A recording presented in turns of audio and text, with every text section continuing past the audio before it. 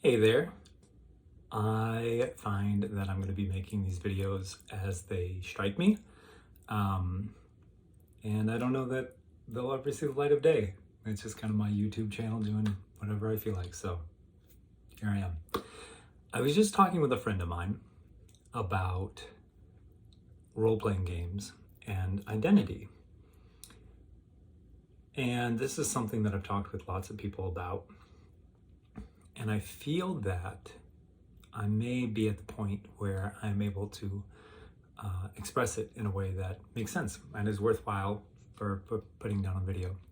So forgive me if I kind of just fumble through this. One of the things I've been going through recently is recognizing that the stories that I've told myself about my childhood and how it went were not all correct. I recently learned that things were one way and I thought they were a different way. And in learning that, it has brought me once again to this idea of meta-thinking or metacognition, which is basically the idea of thinking about thinking, right? So how we think and what we think creates our identity.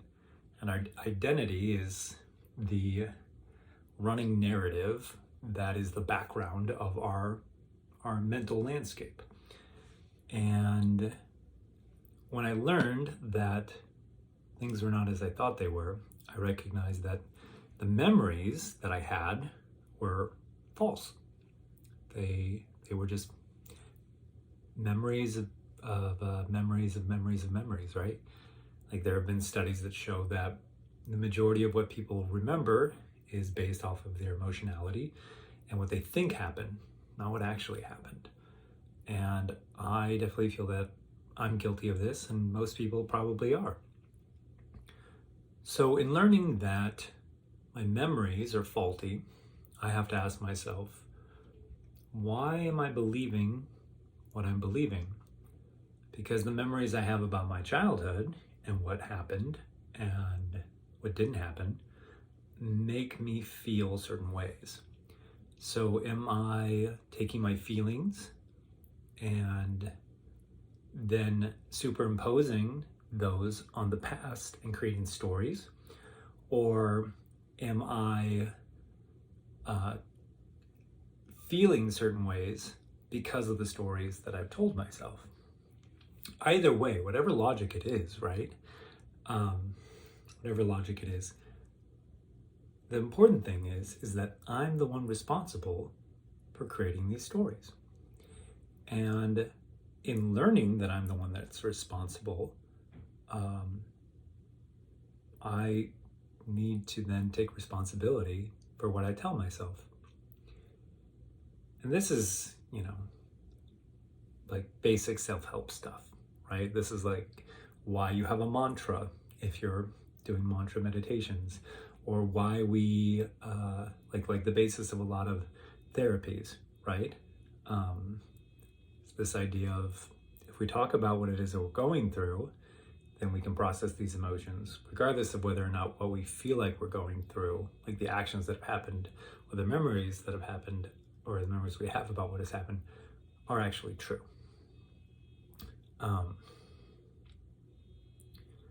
So, one of the things that I was able to do when I was younger is I was able to go to a military school for 6 months. And a lot of people that I've talked to who have also done this felt that it was a bad experience for them. It wasn't for me. It was great. I went from a situation of not having a lot of parental guidance and supervision to having super guidance and supervision. And it made me feel safe. It made me feel cared for.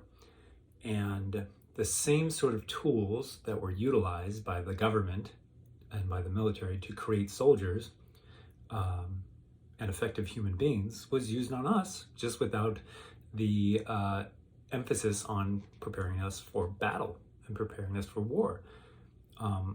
And after I got out of school, I was able to look back and see how the things that they had done and the structure that they had applied to my day and to my life became part of my identity and became part of who I am. And I wasn't particularly athletic and my constitution was pretty, I wouldn't say sickly, but it wasn't great. And when I got out of it, it was. And I started to think about all the different things that I was doing while I was there. And those actions come from a certain sort of motivation that comes from stories that I tell myself that created my identity. So this is where role-playing comes in. I believe that role-playing games are a form of therapy. I think that they provide opportunities for people who don't get an opportunity to socialize, to find a place where they can be truly accepted. That's one aspect of it. However, what I'm talking about today, and there are many more therapeutic aspects of role-playing games, but what I'm talking about today is specifically this idea that when you sit down at a game, you have to create a character. And for some people, this is the first time in their lives that they've tried to create a new identity for themselves.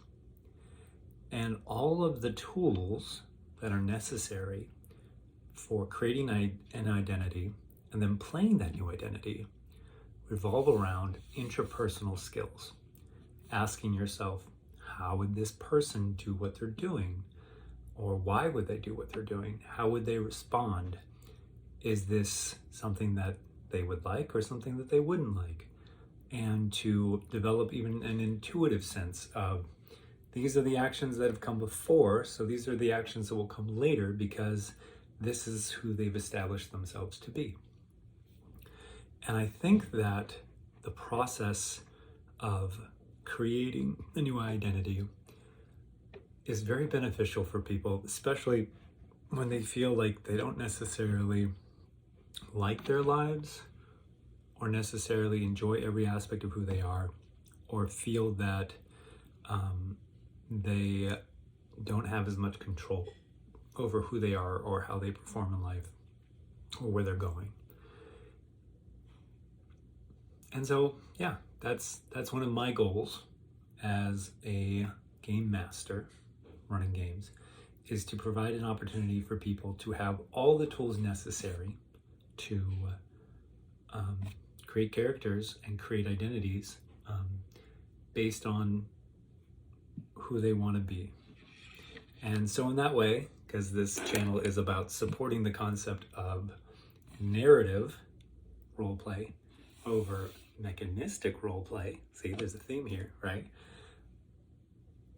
I think that it's better to have a creation system that is not limited in its applications by level or class or species or any of those things, but instead provides a framework that allows people to create whatever identity they need in order to express what is inside them. If you've got a couple of people coming to the table for the first time who have no idea what they're doing, chances are there might be one person there who looks at you and says, "You want me to what? That doesn't make any sense to me," right? Those are the people who probably don't need to role play. But I think for the majority of us, getting excited about creating a new identity, about creating characters, is one of the best parts of starting a game.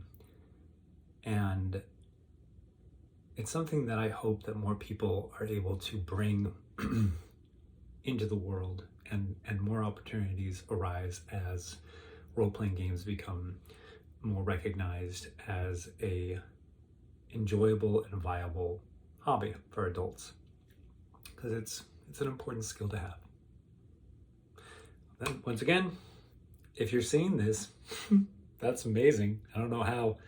And thanks for listening if you stayed to the end of the video. Have a good day.